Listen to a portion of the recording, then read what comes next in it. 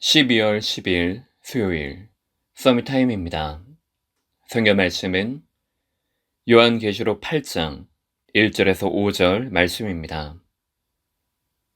요한계시록 8장 1절에서 5절 신약 407쪽에 있습니다.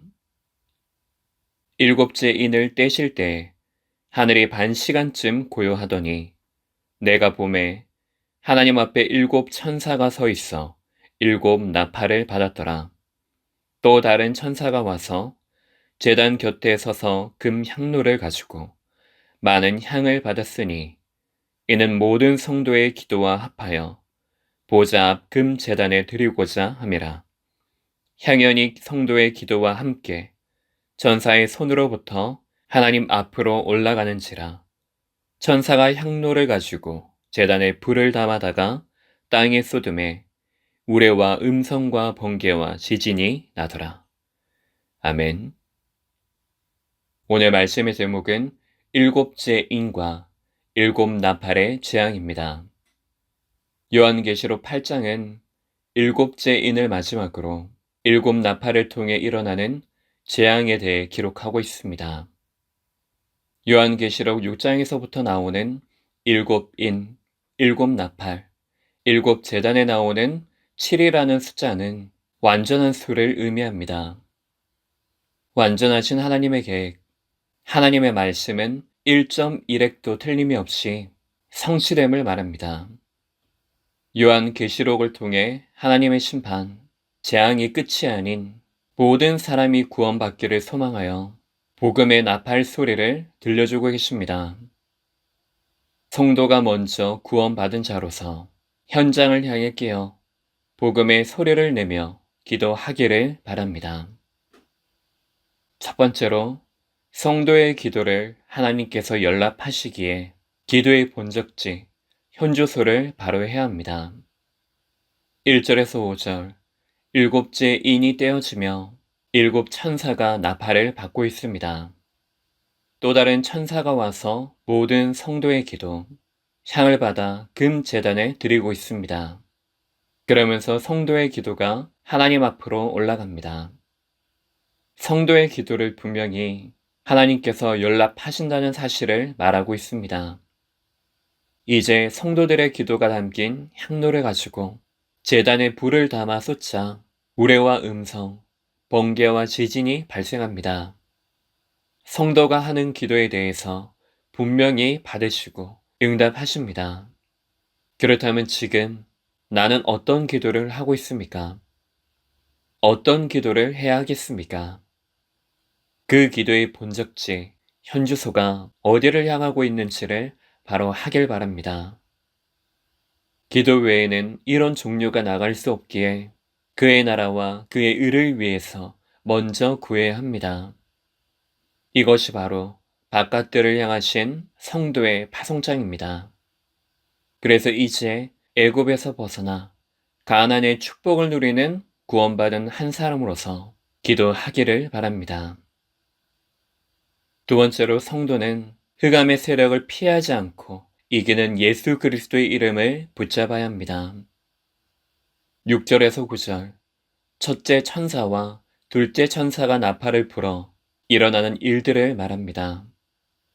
첫 번째 나팔을 불 때 피 섞인 우박과 불이 떨어져 땅 수목의 3분의 1이 타고 각종 푸른 풀도 타버렸습니다. 사람 이전에 자연계에 먼저 재앙이 일어나고 있음을 말합니다. 그것은 자연계에 일어나는 재앙을 보고 깨달아 사람들이 회개하도록 심판을 경고하고 있는 것입니다.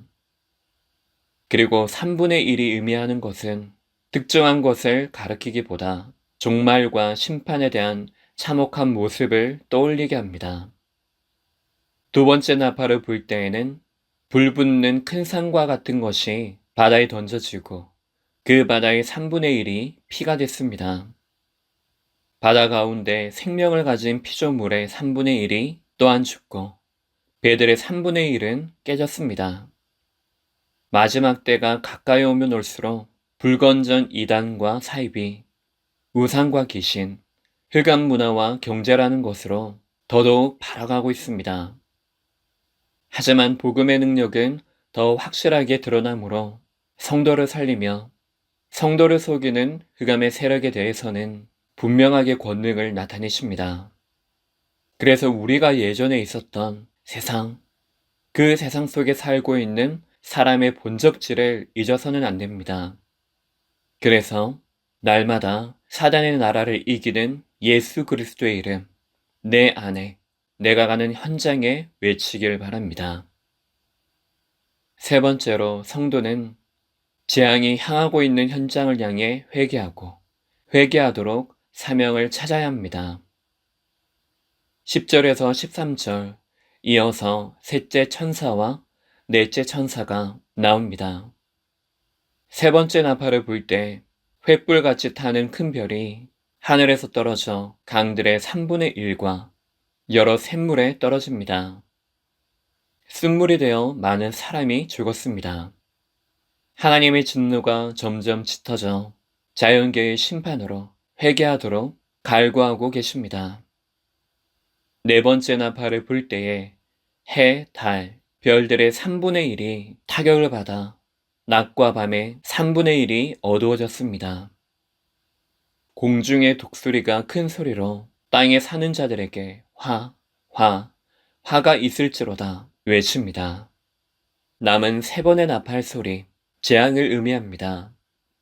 하나님께서는 사람과 달리 죄에 대해서 외면하지 않으십니다. 그래서 이 땅에 예수를 그리스도로 보내셨으며 성도와 함께 하십니다. 우리를 죄에서 해방하신 그분을 기억함으로 나를 살리고 재앙이 향하고 있는 현장을 두고 사명을 찾길 바랍니다.